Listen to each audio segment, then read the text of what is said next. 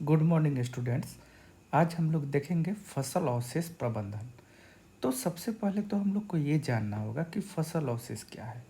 Actually कटाई के बाद हमारे खेतों में जो फसलों के प्रभाग यथा पुआल, भूसा, खूंटी इत्यादि बचे रह जाते हैं, उन्हें ही हम फसल अवशेष कहते हैं या वो फसल अवशेष कहलाते हैं। तो अब आप लोग समझ चुके होंगे कि खेतों में फसलों की कटाई हो गई, उसके बाद जो भी पौधों के भाग खेतों में यथावत रहते हैं उन्हें हम फसल अवशेष कहते हैं। आइए अब आगे हम लोग देख लेते हैं कि फसल अवशेष का प्रबंधन कैसे किया जाता है और इसके पीछे की संकल्पना या अवधारणा क्या है।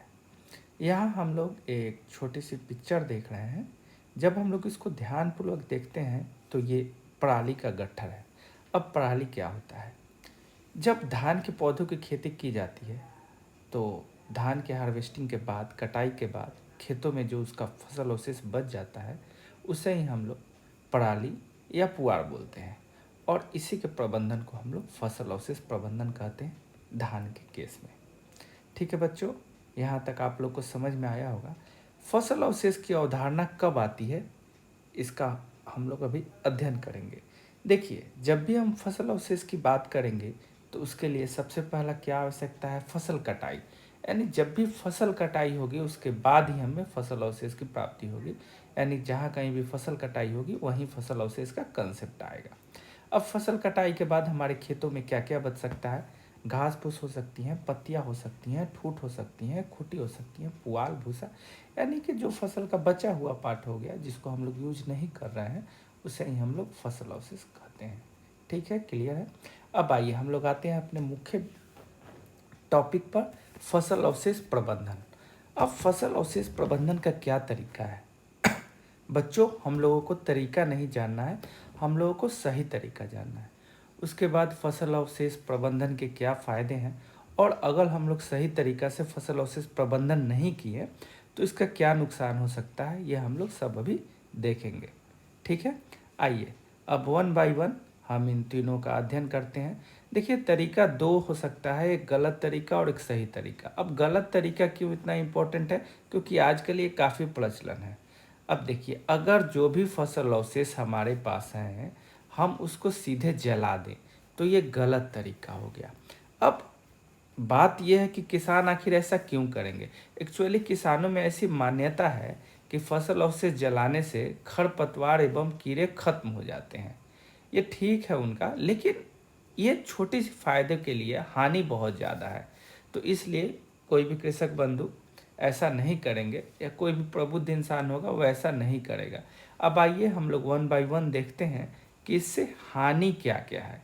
ठीक है बच्चों, तो जब हम हानि की बात करेंगे तो सर्वप्रथम हानि यही हो जाएगी कि इससे मिट्टी के पोषक तत्वों की क्षति हो जाएगी। क्योंकि जब हम फसल अवशेष को जलाएंगे तो इसके साथ साथ पोषक तत्व भी जल जाएंगे। तो इसलिए हम लोग को फसल अवशेष को नहीं जलाना चाहिए। अब जैसे ही हम लोग ये देखेंगे कि मिट्टी में पोषक तत्वों की क्षति हुई है, इसके साथ साथ और क्या हो जाएगी?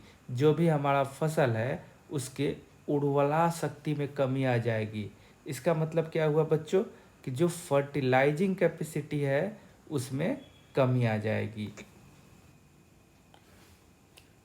मिट्टी के पोषक तत्वों की जो क्षति हुई बच्चों, उस कारण से क्या हो गया? जो मिट्टी का ऊपरी परत है जिसमें कि ह्यूमस होता है वो तो जल गया।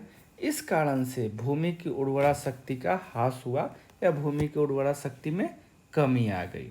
ठीक है बच्चों, तीसरा रीजन क्या है कि कार्बनिक पदार्थों को भी क्षति होगी। और कार्बनिक पदार्थ सॉइल हेल्थ के लिए बहुत ज़्यादा इम्पोर्टेंट है, ये हम सभी जानते हैं। अब जैसा कि हम लोग जानते हैं, हम लोग क्यों जला रहे थे? ताकि जो हानिकारक कीटाणु हैं उनका सफाया हो सके, परंतु इसके साथ साथ जो लाभकारी सूक्ष्म जीवाणु भी मिट्टी में पाए जाते हैं वो भी जल जाएंगे। ठीक है बच्चों, तो इसलिए फसल अवशेष प्रबंधन के रूप में फसल का जलाना लाभकारी तो कतई नहीं है, परंतु हानिकारक बहुत है। केचुआ, जिसको हम लोग किसानों का मित्र भी कहते हैं, वो भी खत्म हो सकता है। इसके अलावा हानिकारक गैसों का उत्सर्जन होता है। एरोसोल, फसल अवशेष जलाने से एरोसोल के कण निकलते हैं जो हवा को प्रदूषित करते हैं। ठीक है बच्चों। अब देखिए आगे अगर हम लोग देखते हैं तो और क्या क्या इससे हानि है। एक्चुअली धान के पुआल को खेत में जलाने पर पुआल में उपस्थित नाइट्रोजन की लगभग सारी मात्रा, फास्फोरस का लगभग 25%, पोटेशियम का 20%, सल्फर का 5 से 50% नुकसान हो जाता है। जैसा कि हम लोग जानते हैं कि नाइट्रोजन हाइग्रोस्कोपिक होता है, यूरिया जब हम लोग खेतों में डालते हैं तो इसलिए अब तो यहाँ जला ही रहे हैं हम, तो नुकसान होगा ही होगा, पूरा नाइट्रोजन का नुकसान हो जाएगा। अब आइए और हम लोग देख लेते हैं, कटाई उपरांत धान की फसल अवशेष जलाने से ये भी समस्या रहती है कि आसपास के क्षेत्रों में आगजनी हो जाए, तो ये कतई हम लोगों के लिए उचित नहीं है। ठीक है। अब आइए हम लोग देखते हैं कि 1 टन पुआल को अगर हम लोग जलाते हैं तो इससे होने वाली हानि को तथ्यात्मक रूप में अभी हम लोग अवलोकन करेंगे कि इससे क्या क्या हानि हो सकता है। ठीक है बच्चों, इसको हम लोग देख लेते हैं। तो इससे जो सबसे पहली हानि होगी वो क्या होगी बच्चों, वो ये होगी कि इससे 3 kg PM यानी पार्टिकुलेट मैटर का उत्सर्जन होता है। अब पार्टिकुलेट मैटर क्या होता है ये आप लोग जानते हैं। ठीक है। इसके अलावा 1 टन पुआल जलाने से 60 kg CO यानी कि कार्बन मोनोऑक्साइड का उत्सर्जन होता है। और हम सभी जानते हैं बच्चों कि कार्बन मोनोऑक्साइड हमारे लिए कितना हानिकारक गैस है। इसके अलावा अगर हम बात करें कार्बन डाइऑक्साइड की तो 1460 यानी 1460 kg CO2 का उत्सर्जन होता है 1 टन पुआल जलाने से।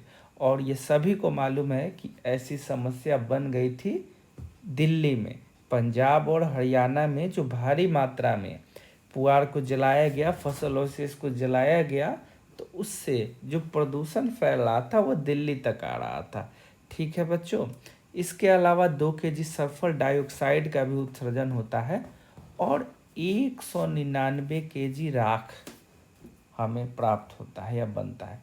अब जब हम लोग इन सभी पांचों पॉइंट का अवलोकन करेंगे तो हमको लगेगा कि 199 kg राख ही उतना मायने नहीं रखता है। बट अगर देखा जाए तो हमारे फसलों के लिए, भूमि की उर्वरा क्षमता को बनाए रखने के लिए सबसे इम्पोर्टेंट पॉइंट यही है। ऐसा क्यों है बच्चों, क्योंकि ये जो 199 kg राख है ये ऑर्गेनिक मेटल है जो कि जल गया आपका। ठीक है बच्चों। और हम लोग जानते हैं कि सॉइल हेल्थ में सबसे ज़्यादा इम्पोर्टेंट क्या है, उसका ऑर्गेनिक मैटर यानी कि कार्बन कंटेंट। ठीक है। तो ये सारी बातें हैं जिनका हम लोग ध्यान रखेंगे। अब आइए हम लोग देखते हैं कि इसका स्वास्थ्य पर क्या दुष्प्रभाव है। ठीक है बच्चों।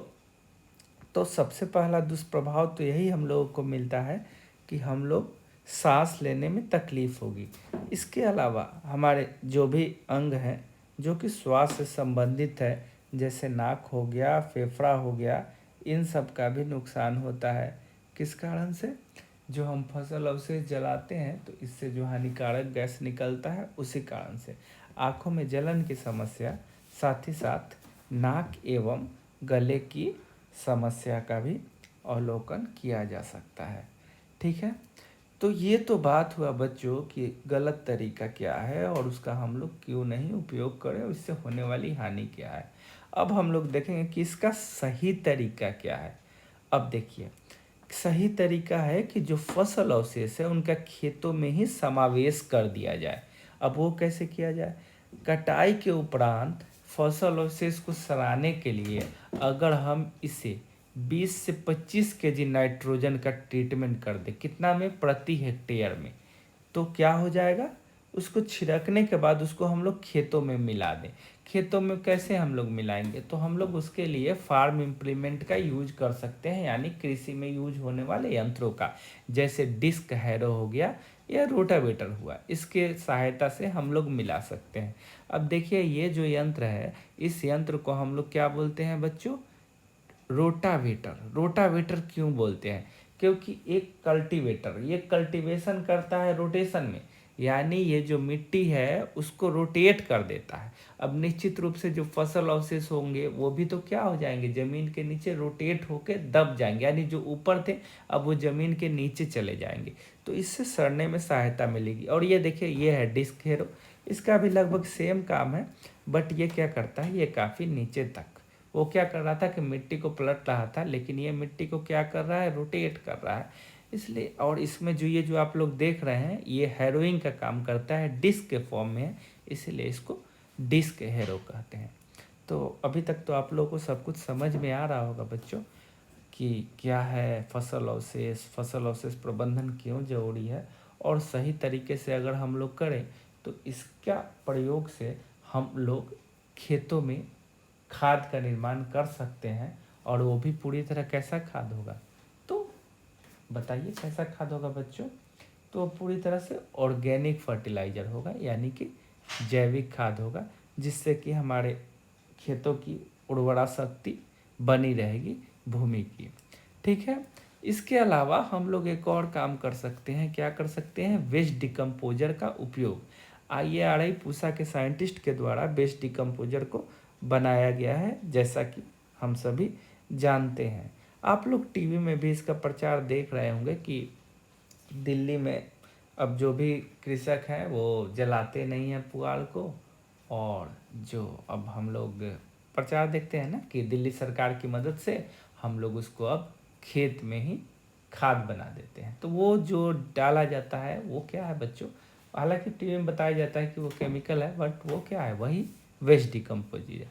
और उस वेस्ट डिकम्पोजर के यूज से हम लोग फसल अवशेष जो है उसको खाद के रूप में परिणत करके पोषक तत्वों में परिवर्तित कर देते हैं, जो हमारे भूमि की उर्वरा क्षमता को बनाए रखने में काफ़ी कारगर सिद्ध होता है। ठीक है, अब आइए ये जो फसल अवशेष है या पुआड़ है, इसको हम लोग सलाह गड़ा के खाद बना के मिट्टी में मिला देते हैं, तो इससे हमको क्या क्या लाभ मिलेगा उसका हम लोग थोड़ा सूक्ष्म अवलोकन कर लेते हैं कि इससे होने वाले क्या क्या फ़ायदे हैं। तो देखिए इससे सबसे बड़ा फ़ायदा ये है कि अगली बार जब हम नाइट्रोजन डालेंगे यूरिया के रूप में तो वो कम डालना होगा, क्योंकि 10 से 15 केजी नाइट्रोजन हमको मिल जाएगा अगर 1 टन पुआल को हम लोग यूज करेंगे। तो पोटास हमको कितना मिल जाएगा, 30 से 40 केजी। सल्फर हो जाएगा भूमि के पास 5 से 7 केजी, और सबसे इम्पोर्टेंट ऑर्गेनिक कार्बन 600 से 800 केजी भूमि को मिल जाएगा। तो अब आप लोग खुद समझ सकते हैं कि 1 टन पुआल को जलाने से कितना नुकसान है, और उसी पुआल का अगर सही तरीके से प्रबंधन करके वापस उसको अपने खेत में ही डाल दिया जाए तो उससे हमारे खेतों की उर्वरा शक्ति को बढ़ाने के लिए या बनाए रखने के लिए कितना लाभ मिल रहा है।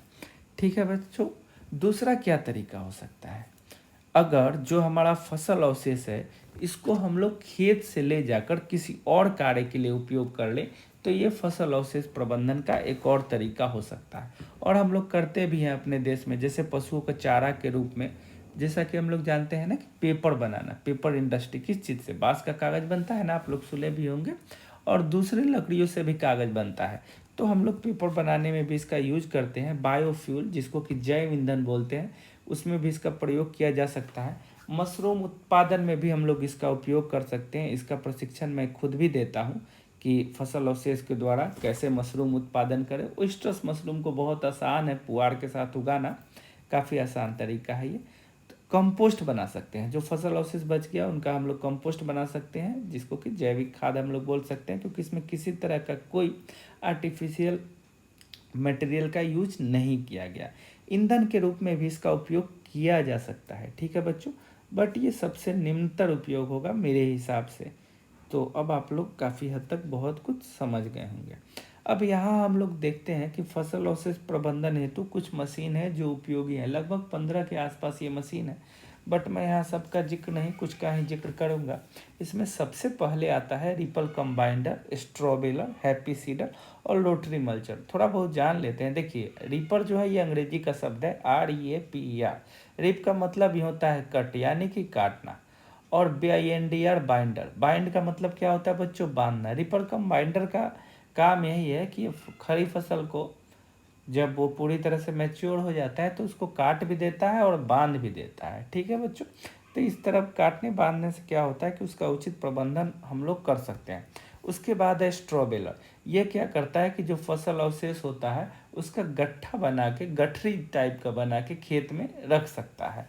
ठीक है, इसीलिए इसको स्ट्रॉ बेलर बोलते हैं, क्योंकि बेलर जो है वो बेलन सबसे बना हुआ है और स्ट्रॉ मतलब आप लोग जानते हैं कि क्या होता है।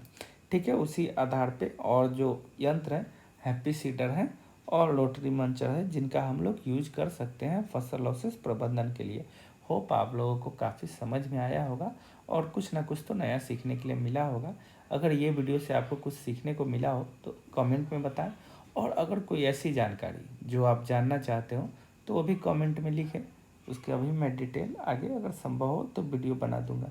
हाँ, यहाँ एक इम्पॉर्टेंट बात है जो कि मैं आप लोगों को बताना चाहूँगा कि इसमें कुछ ऐसा चीज़, हाँ देखिए, जैसे यहाँ जो CO है तो आप लोग जानते हैं CO कार्बन मोनोऑक्साइड के लिए यूज किया गया है, PM पार्टिकुलेट मैटर के लिए यूज किया गया है, CO2 मीन्स कार्बन डाइऑक्साइड और SO2 मीन्स सल्फर डाइऑक्साइड। ये लगभग सबको मालूम होगा।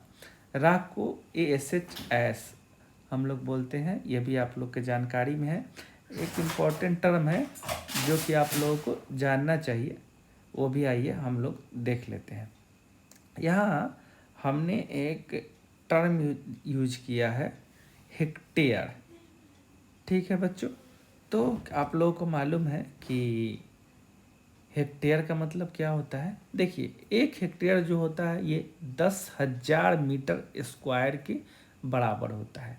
अब मीटर से क्यों तुलना की है, क्योंकि हमारा मीटर SI यूनिट है। ठीक है बच्चों, means 1 hectare is equal to 10,000 metre square. ठीक है, इसके अलावा हम लोग बोल सकते हैं कि 1 हेक्टेयर 2.5 एकड़ के बराबर होता है।